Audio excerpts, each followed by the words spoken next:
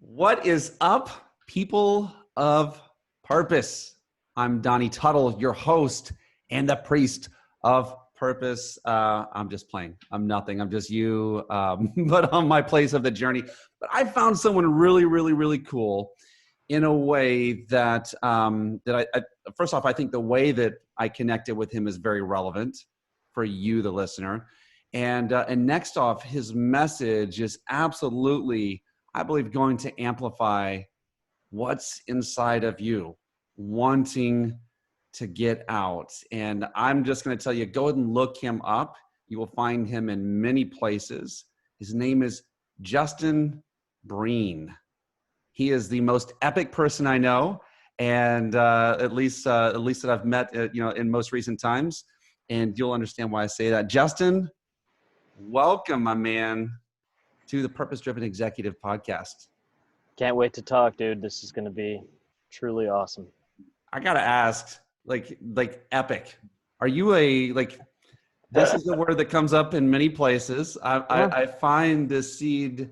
I don't know if this started at a time. I don't know if you're like a Bill and Ted's Excellent Adventure guy. I want to know where that snapshot came from. What a great first question. And no one's ever asked me that before. I have been using the word epic in my life for so long. It's like the name of my company, Brepic. It's just a joke. It's just that's literally, everybody laugh, but like, there's no like, I always laugh at like people that put so much time and effort into their company's name. No market research. Yeah. So one of my actually, he is my best friend. He used to work at P&G. He sold his first company, started another one. So he used his P&G brain. His name's Chris Peterson, and to like do all like market research, all this development. And I'm just like, I was driving up to Wisconsin. I'm like, oh, I'll just name my company Brepic. I like saying the word epic. And so it's really weird now because when everyone, you see the word epic all the time in like a movie review or, somebody says it, I always laugh, and my kids laugh too. My sons are 6 and 7. And people now say to me, they're like, hey, when I hear the word epic, I think about you. like you started this conversation, most epic person you know or have met recently. It's just funny, man. And I like the word. That's pretty much it. So dude, listen, I know you have a past with watching movies with your dad, right? Like, was there a moment where it was Bill and Ted going, no, epic? No, man. It wasn't there. It's just always been there, huh? Yeah. So, obviously, I was a journalist for 20 years. I've been in the media my whole life. I will say my favorite, I have two people, my most favorite people in media are Howard Stern, which everybody pretty much knows. He's a genius. More people don't know this person. His name's Adam Shine. He's a satellite radio sports broadcaster, and then he has his own TV show. He's a genius too. He's actually my age, has 3 kids, and he uses the word epic all the time as well, which I think is funny. But no, I mean, it's just kind of like I wish there actually was more of an origin story to like, oh, epic just popped into my head one day, but no, it's just there. I just can't, like when I was an employee at journalism companies, I would say it all the time. And now I have more than 40,000 followers on social media. When I was a journalist, it was around, 10, 20, 30,000. I would always use it in headlines of stories I would write. I would try to get the word epic in almost every headline or get the word into every story. Like if you look, I mean, you could Google my name, Justin Breen DNA Info, which is the news site I worked at before I started this. And 30 to 40% of the stories had the word epic, at least in the headline, and a far higher percentage had the word in the story. So it's ridiculous. I know that, but it's also kind of funny. So, I mean, I love it. It's so cool to to make your own definition of cool. And a part of that is right. We don't need to fit into anyone's shoebox here. We get to basically define that and not take ourselves so seriously. And I definitely do not take and I do not take myself seriously. Like Um, People that know me, like I have a very, very, very, very dry sense of humor, and people don't know how to take it at first when they first meet me, but then they get to know me like, oh man, you're actually really funny. At first they're like, this guy's kind of like, he's like kind not offensive per se, but like very direct, and they're confused. But after a while, they figure it out. So, all right, there's a lot of places I want to go, right? But I wanted to see if we could frame it a little bit in like let's start with a career. I kind of don't like that because um, for most people that's not necessarily who they are, but I feel like there's some great reflections that for you and for me, like we actually get to spend our lives doing what we love the most with the Hmm. people we love the most. But Right. I'm going to pull that aside, and I want to know if we can just jump on the elevator and in fast motion, like can you take us from being a journalist, right, in the career, and then to the place to where you are who you are right now. And by the way, I have in my notes right here, I wrote down for myself, relationship genius or connecting genius. I put relationship, but also connection. But take me from there to here, and we're gonna pull in all the whys and the hows and all that. But just give us a really quick view of what that looks like. Sure, I can do that, and I'm happy to do that because it explains my story and my brain and why I'm so direct. So I was a journalist for 20 years, created my entire business model based on how PR firms annoyed me for 20 years. So there's that foundation. In terms of how I started my company, I was working as a full-time journalist. February 10th, 2017, had my job salary cut in half just due to cutbacks. I mean, it's journalism. That's what happens in journalism, no matter, how successful you are or where you work. That's just what happens. So next couple of weeks, tried to find a full-time job, couldn't find one. On April 16th, 2017, I incorporated and created my company, Brepic, while I was still working full-time, and no one knew I had started a company. Over the next 6 weeks, reached out to 5,000 people to get my company's first 5 clients. So 999 no's for every yes. In early June, got my 5th client, which that essentially the reason why it was 5 clients is that monthly income was the same as what I had been making full time as a journalist before my salary was cut. So it gave me enough runway. So got that 5th client, resigned from my full time job the next day, and then a couple days later, Robert Feeder, who's the top media columnist in the Midwest, did a story that I started my own firm. So that is how and why I started my business. I didn't know anything about business before starting this, didn't know what a W-9 was, didn't know what LLC stood for. And, since that article came out, it's been a really interesting journey. I mean, it was an interesting journey before that, but since that article from Robert Feeder came out, it's been super interesting because people know about what I've been up to, and then they've kind of followed along to see how it's grown and grown and grown.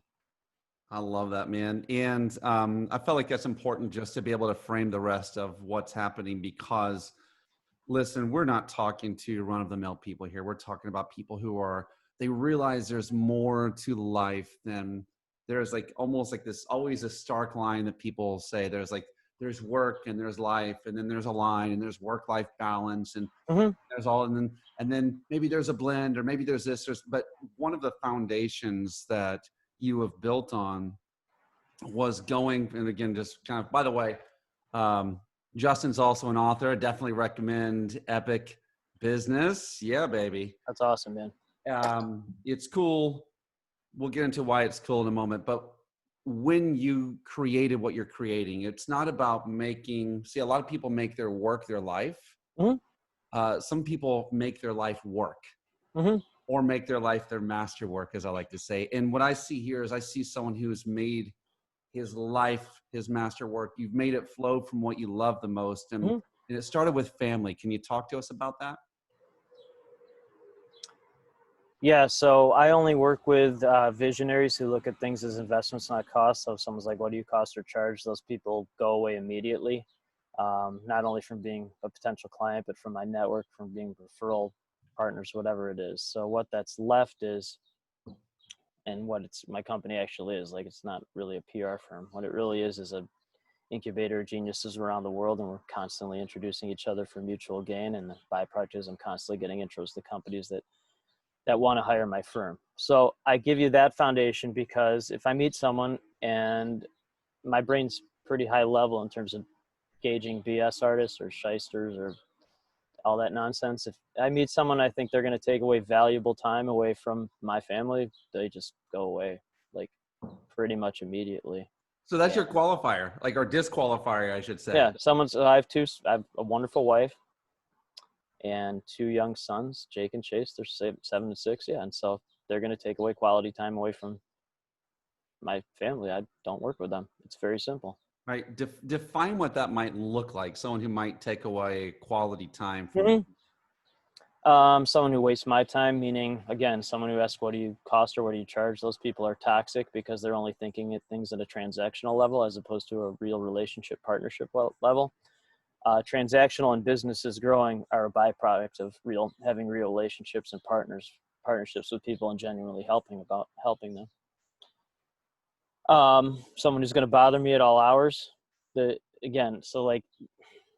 What I've learned is, again, with the cost charge thing, the people that ask you what does an investment with you look like, they're not going to bother you. They're for the most part, those are folks enjoying their own lives and their own families, and they've invested heavily in their businesses and brands, and that's why they have successful businesses and brands. They don't look at things as cost; they look at things as investments. So that's, again, like, most people, maybe not in this podcast because who your audience is, but usually when I talk, most people think I'm crazy or an alien or whatever. And those people, like I said, they just go away. And then the people that are left are usually the most successful people in the world, the happiest, who have found joy in their lives. And they're like, oh, I want to reach out to this person. So it just eliminates all the noise. So you just told us that we can have it all. Is that what you're saying, Justin Breen? I mean, I do it. So you said the word work many times, and I work exactly 0 hours a day, every day, because none of this is work for me. All of this is fun. So I created a business, and I hate the term lifestyle business. It's complete nonsense to me. It's just not a lifestyle. I've created a global company that has all these amazing people in it, and it just keeps growing. So I do what I like to do. I make as much money as I want to. I only work with the people that I want to work with. And I'm just constantly finding joy in that. So yeah, you can have it all or whatever, however you want to frame it. But like, it's just, it's again, how my brain has evolved is like, I was never like this before starting a business. And even in the first year or two, just trying to figure things out. And then my brain just kept evolving and evolving. And basically my day is talking to like between 5 and 10 people like you every day around the world. And I just, like a sponge, and I just keep evolving. So, and I want to get into, because I feel like there are some tactics that are connected with those things. But I want to stay here for a second because, Justin, it's so easy, especially when we in this culture where we worship the grind, or we bow to the altar of the things that we have to do now so we can have the things we want later. It's like there's all of these things, and to build a business, it's just the image is that of sacrifice and difficulty. And I'm not saying it's not difficult or sacrifice, but we just automatically take the worst path. And yours is through relationships. And by the way, what you've reflected to me is pretty much like that's how my life exists. That's my existence. Spending my life with the people I love the most. Wow, isn't that amazing? You said something in here that you said that your friends become your clients and your clients become your friends. And so I want to see if you can unpack maybe some of that, because like this is possible. Some people don't see it as possible. When you started, you weren't necessarily barking up that tree. No, I had no idea what I was doing. How does that happen for an individual? How do we get to that place, Justin? Well, there's a couple like black and white answers to that. One of the chapters in the book is when you start a business, it takes 2 full years to really figure things out. It's not a quick fix. You mentioned the grind.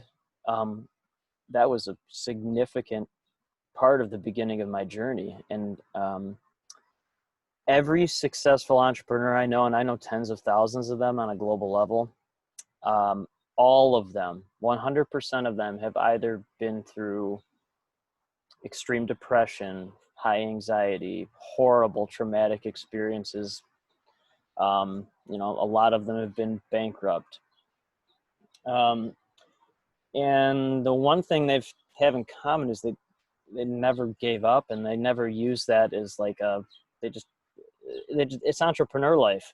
Like, it's just entrepreneur life. So they just plowed through it, I guess, grinded through it. And so what happens is when you go through that and more importantly, learn from that, especially when you learn from that, you have to learn from it. Then you come out on this other side like this, and you learn and then implement those lessons into your life. So if I hadn't have gone through, reaching out to 5,000 people to get 5 clients, or, it's all about learning from I've been rejected so many times in my life. I mean, and most people have too. The difference between a high-level entrepreneur and most people is that most people just give up, or they get trapped in a bubble. High-level entrepreneurs, they use it as fuel and just plow through it. But I've been rejected so many times that you just learn from it, and it's not even rejection. It's like learning and growing from that. Does that answer your question at all? I don't know. I hope so. I mean, I think a part of it, I definitely believe that rejection is either going to define you or resign you. Like, right. you're going to define your difference from that, or you're going to be just resigned to be just everyone else. Right. Because, like, that part of it hurts, but once you get the calluses, right, it doesn't hurt anymore. No. But you've done this thing though, where you, I've heard a lot of people say you kiss a lot of frogs to get to the prince or whatever, right? Yes, a lot of frogs, a lot of toads. Oh God, a lot of toads. But it's not like that anymore. You're not kissing 1,000 toads. I'm not kissing any toads. I don't even reach out to people anymore. People reach out to me. I haven't done any direct sales or reaching out to anyone, and I can't even recall the last time I did that. Okay. So let me explain what my company really is. Again, I have a PR firm. What my company is really this giant incubator of geniuses around the world. We're constantly introducing each other for mutual gain. The byproduct is I'm constantly getting intros to companies around the world that want to hire my firm. Okay, so there's the boilerplate message. One, it's 100% true. Two, so like to kind of quantify that, on minimum, I make 10 intros a day on a life-changing level. Just, I can connect brains on a global level. I don't write anything down. It's just in my head.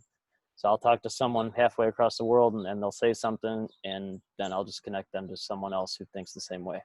It has nothing to do with business, and it has everything to do with business. So let's say minimum 10 of those a day. Minimum a day, I get 3 to 4 really good intros to companies that either want to hire my firm, people that want me to speak, people that want me to do media interviews like this, people that just want to connect, at a very high level, because I'm so direct, it weeds out all the nonsense. And then people are like, oh, I know someone that would be a good intro for me. So I strongly feel, I say this all the time, and I said this before COVID, and I certainly think this now even more than ever, that there'll be more companies like with my business model, where it's high price point, low overhead. You essentially leverage your network on a global level to create endless opportunities for your network and for yourself, and then you're easily able to pivot.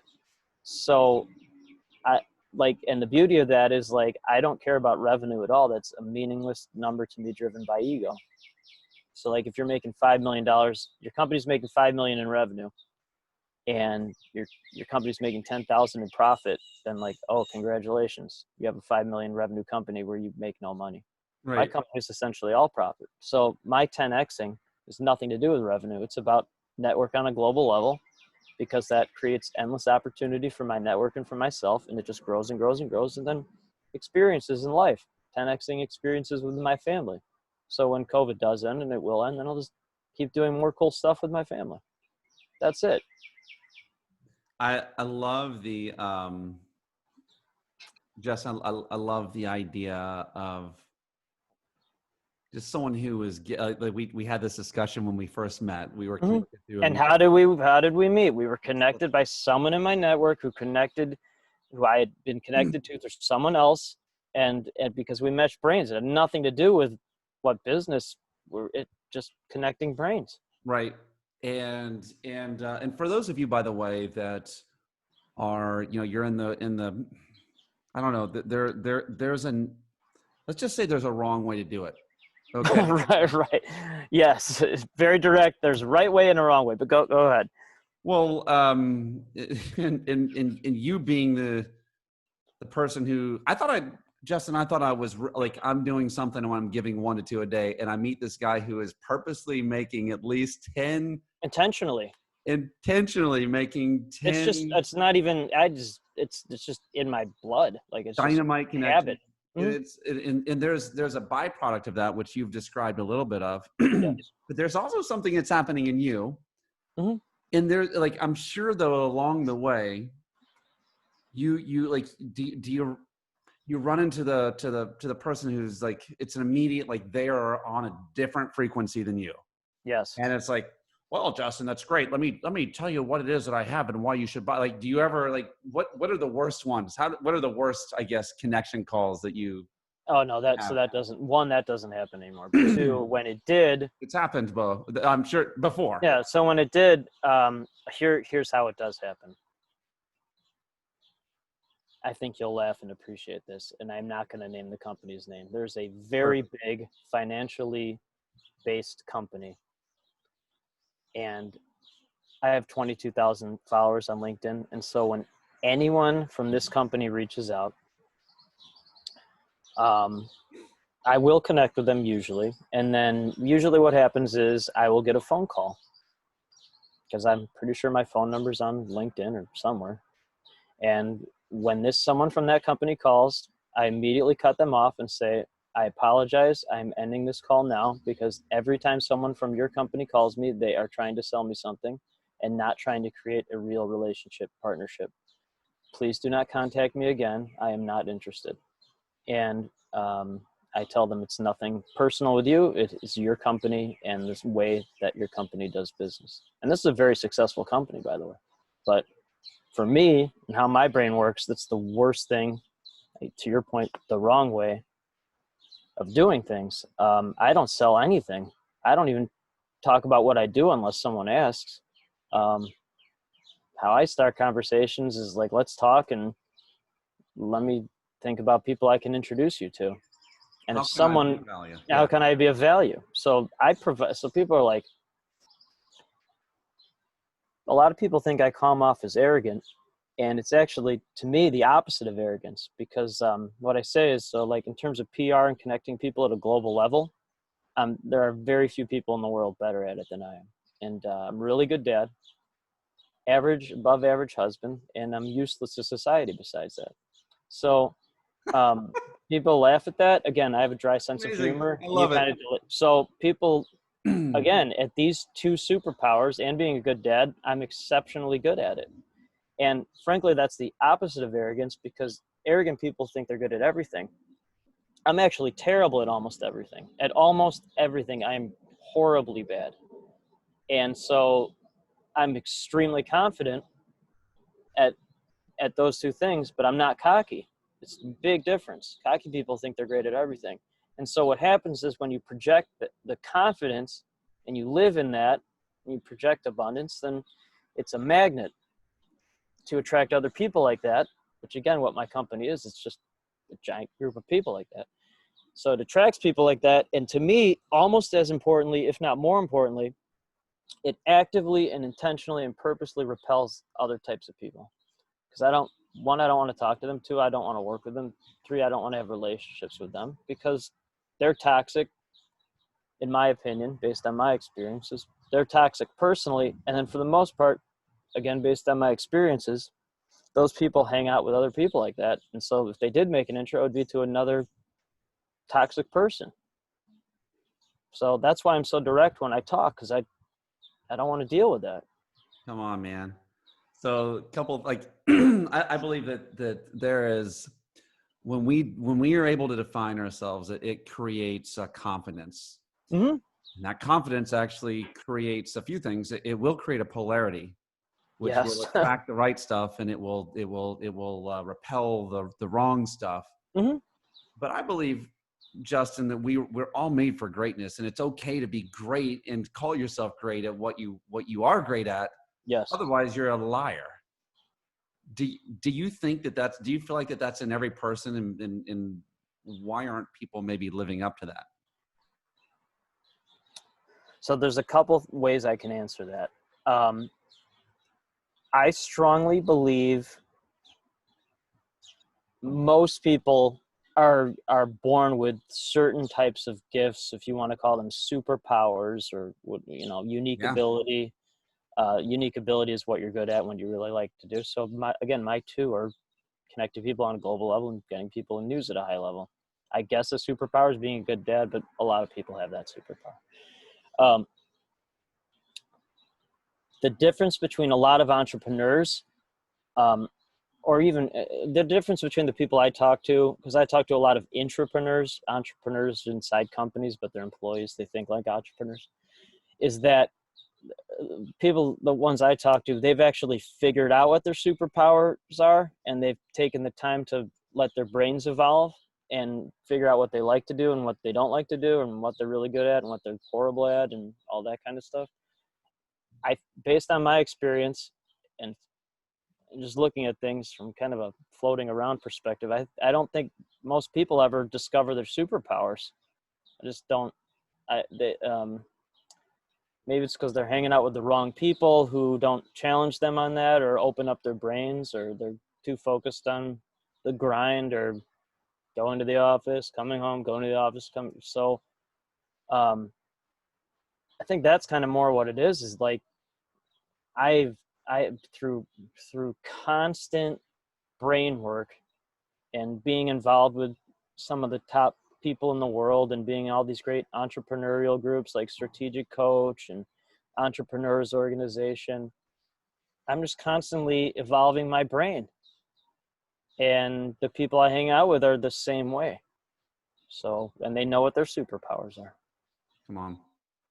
I love that. I love the idea too. It's almost like, I feel like, and this is like marketing 101, this is leadership 101, that really for you to make an impact on someone, they should be asking a question that people ask at a certain phase.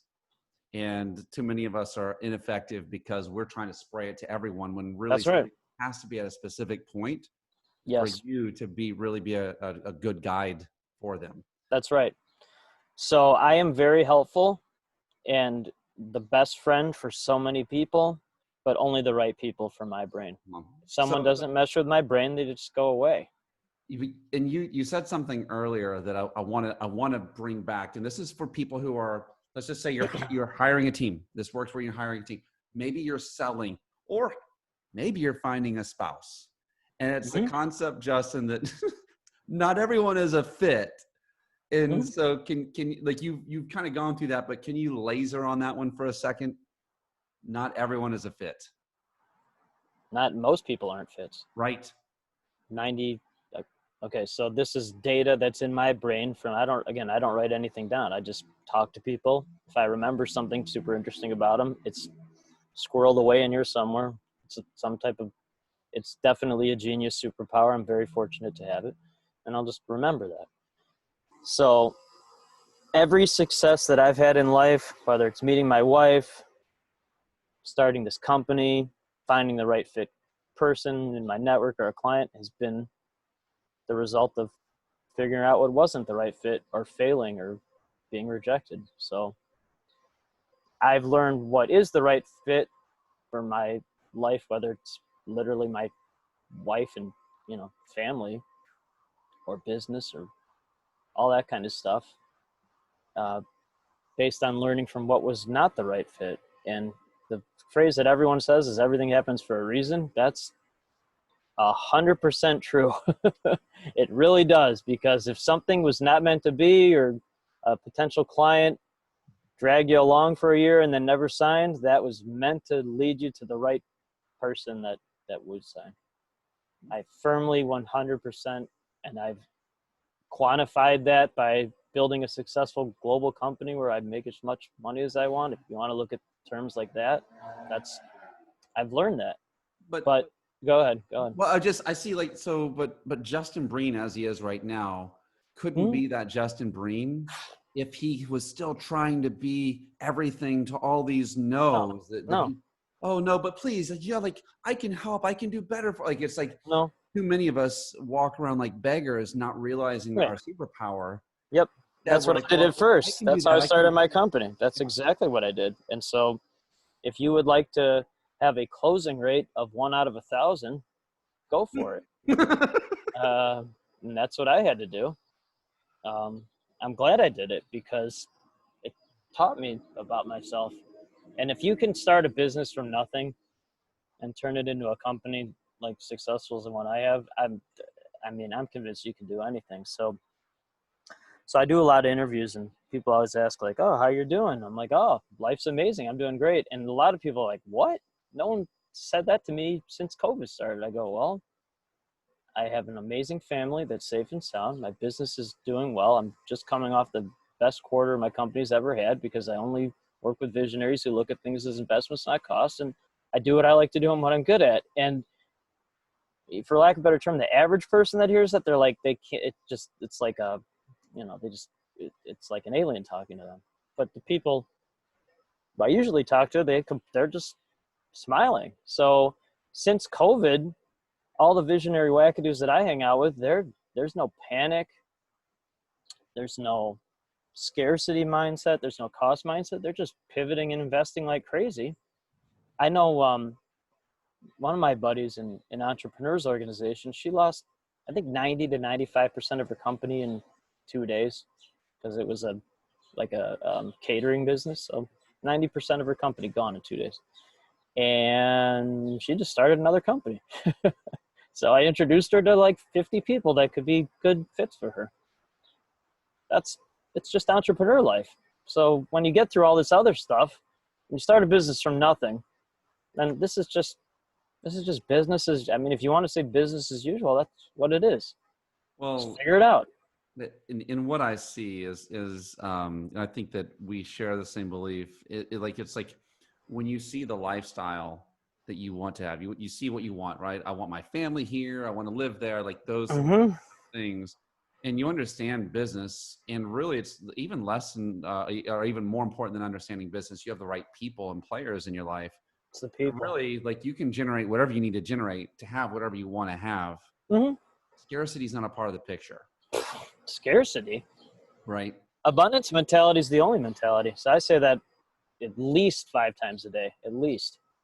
Whether it's out loud or write it on social media. And guess what happens, man? When you write that or say that all the time, that's just what happens. You just don't even think about scarcity. It just doesn't. And again, you talked about magnets or polarity, which I love that term. I might, if you don't mind, I might start utilizing that. I've already trademarked it, so. Right, polarity. That's your word. You actually made up a word. All scientists, yeah. But that's what it is. Again, and then it just attracts people that think like that and repels people that don't. I'm gonna take and hold a little bit of a magnifying glass to where we're at right now, and we'll play this one back in a few years and test your ability in prophecy. But I want to know, like, when you look at what's happened with COVID and just some of the scenarios that are facing our nation right now, what good do you see? What trends do you see? What should we be paying attention to? Because things have shifted, right? And it can be positive and powerful, just like your friend was able to pivot. There's so many opportunities that are now that this has created a lane for. Can you speak to that a little bit? Yes. So in March, when this first started, I have like 40,000 followers on social media. So I posted, COVID is going to provide the greatest opportunity for people to start their own businesses or pivot or create technologies that are going to be life-changing, very similar to what happened in 2008 when housing crashed. People just created new businesses, and it's going to be the same thing for this. That happened almost immediately, but that's just going to keep changing. The other interesting perspective I have is most of the conversations I have now are with people outside the U.S. because since January 1st, 2020, I've said the term global growth every single day. One of my good friends, Joe Martin, also has been a client. He names his years. So I decided to name this year global growth. So I just say global growth every day. And again, I just started this global organization just for fun. And we had our first chat this month, and it was me. I was the American, and then we had someone from Spain, Germany, Switzerland, Bahrain, Mexico, Canada, and Australia. And the next month I'm again the only American. So there's two reasons that I like talking to people outside the US.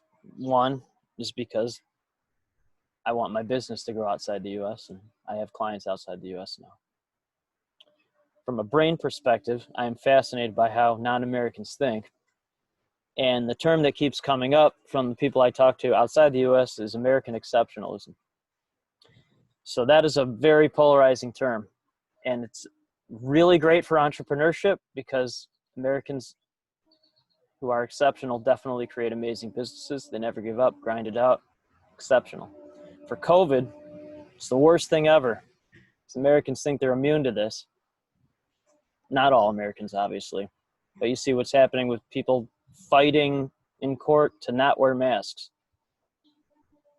And my wife's a pediatrician, by the way. And so, I get, information from a medical perspective that's, a lot of people don't get.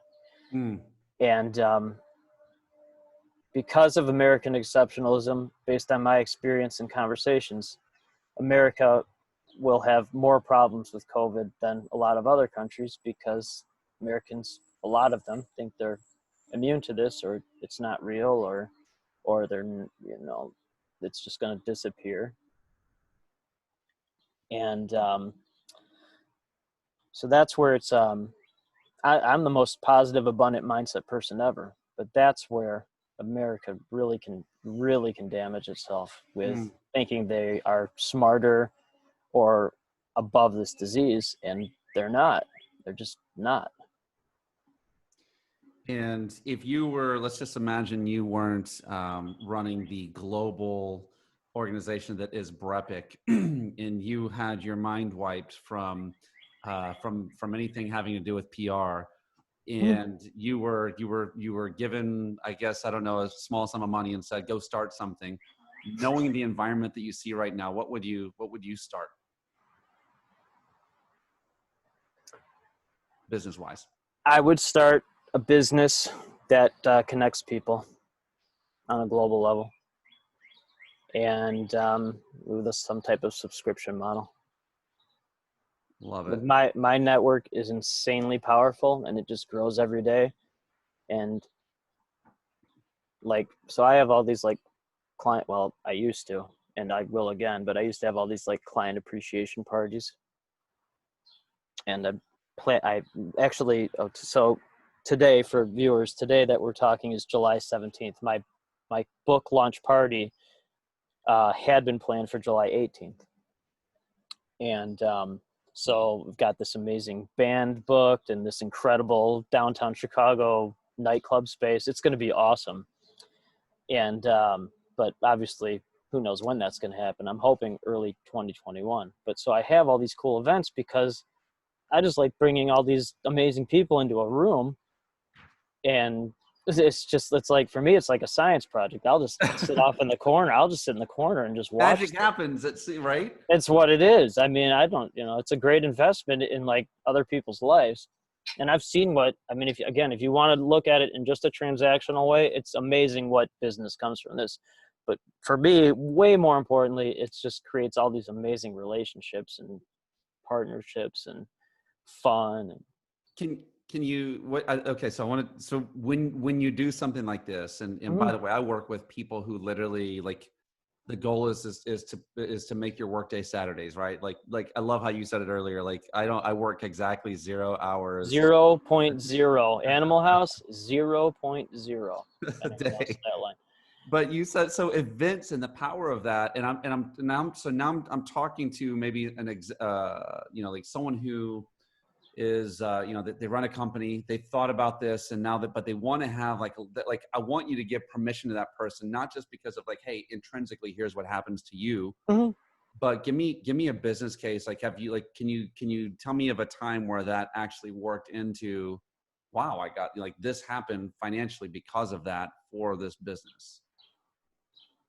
For me, no, but I don't care about that. I care about helping my partners. So without giving specifics, the last party I had was it was in January, and had one of my clients is one of it's called the Magic Penthouse, and so they're one of the top magic acts in the U.S. Actually, they're global. So Interesting. I said the events are magic then, but go ahead. yeah, so they provided the entertainment, and there was so much business developed from that, and so many new friendships, and like the these events are not inexpensive. They are very high priced investments, but that's what they are. They're investments in appreciating my clients or potential clients or friends. And at this book launch party, now what it's become is like, now it's just like a placeholder. When it does happen, there's going to be I'm going to have to get a new facility. I'm going to have to get a new venue because there's going to be too many people at it when it does happen. But dude, it's crazy, man. It's and I guess this personally, I guess it has affected and helped my business. Like personally, it's led to clients re-signing contracts, high 5-figure to 6-figure contracts. So when someone looks at that, it's interesting, Justin, that there's so much. Again, I think this is a part of the America. When you look at things as an investment, it always pays off. It is when you look at things as a cost. Thank you. Somebody messaged me today. They're like, "Hey, I heard you spent this much on this thing, and if I spend this much, what will the ROI be? Will it lead to that?" I go, "I don't know." I go, "It's an investment." I go, "This investment has led to these opportunities or these discussions and these, like, I don't ROI. I don't, I just don't." And I know a lot of people look at ROI. I get that. Okay. But for me, ROI is brain, it's a brain investment. And one of the things that I can say that I've seen, and this is, I've worked in corporate America, and I mean, Right. I in work with a lot of companies, is Justin, I feel like a lot of people do a really good job, or at least, again, maybe they're focused in the outward of like, how can I get new? How can I get new? How can I get new? Mm-hmm. It's almost like a business growth of like they're consumerists of new business. But it's like, what's the best and most profitable and easiest business to get? It's what you've already got. And to create a scenario where I believe, Justin, that if you can remind me that you love me and I love you, I mean, like, is there anything better than that? And again, there are lots of dollars that go along with that. Right. It's a There's no byproduct reason of not it. to do it. Yeah. So The money, but again, one, I'm glad you understand this. Two, I get frustrated because it's the opposite I hate using the word should, but like it's the opposite of how most businesses like think it should be. It's like the bottom line is about developing real relationships, not about right. revenue. It just doesn't. I don't know how that happened. I don't know the history of business in the world about revenue. I know that for me, and again, the people in my network, it's not about revenue. It's about life. And so the people are like, "Oh, where do you see yourself in a year?" I go, "I don't know." I go, "Ask me where I see myself in an hour after I talk to someone running a giant company in China, and they're potentially wanting to work with me. So I'm just enjoying my life. Love it. This is and it. This is freeing, right? Like to live this way. There's freedom. Dude, you have no, well, you do know. So here, the problem is, and one of my neighbors, great guy, not an entrepreneur. He's like, I told him what I did all day. He's like, he goes, I would love to do that. I go, yeah, I hear that from 100 people every day. I go, well, go for it. But then two, he's like, it must be really hard for you to talk to people that don't think like this. I go, yes, it's very hard for me. It's really hard because I don't know what to say. And my wife, who's not an entrepreneur, thank God, she provides balance in my life. She checks me on that in a good way. She's like, you have to find a way to relate and be kind to people that don't think like this. And because most people don't. So that is. I genuinely try to work on that every day. That's so cool. We're gonna end here. This is the area where, and I say end, like this podcast is going to end here, but This is only the beginning of greatness. Donnie and Justin are going to continue on. There's so many things that there's one personal question I want to ask you at the end. That's going to be okay, but it has to do with where you squirrel people away. I'm really curious about where I get squirreled away in your brain. But before that, I want you to dig into the power of networking, and immediately once we met, you were not only connecting me to people, you're connecting me to groups, and you're whatever you're around, you're gonna consider that as normal. And if you're around a low level group of who are thinking at a low level, that's exactly where you'll be. That's your tribe. Bring me out of that tribe. Bring me to that. Like I don't know if that you've always known that. No, I did not. How did you get there? Tell me about some of your groups, and tell me about just bring me into the Bilderbergers here for a little bit. Okay, so when I first started, I was in all these lower level networking groups, and I was like, what the hell's wrong with me? My brain doesn't think like this at all. And I was getting really annoyed and frustrated because I'm a very high D, and like boredom to me is worse than death. And I'm like, I don't need a painter. I don't care. Like, that's just like, my brain doesn't work like that.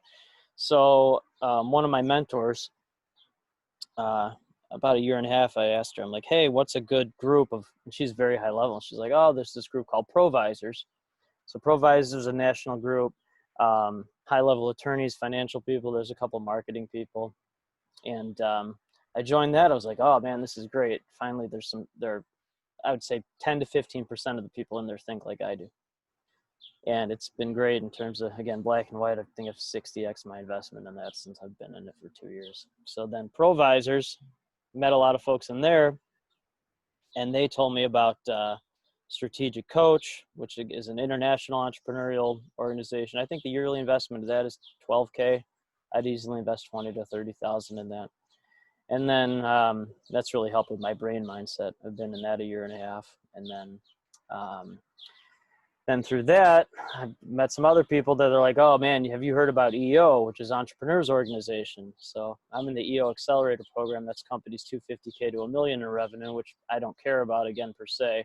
But what I have learned is when you get to the $250K market, it kind of separates the people that are at a certain level and the ones that are serious. I think EO Accelerator, I think it's like $5K a year. Again, I'd invest $20,000 to $30,000 in it.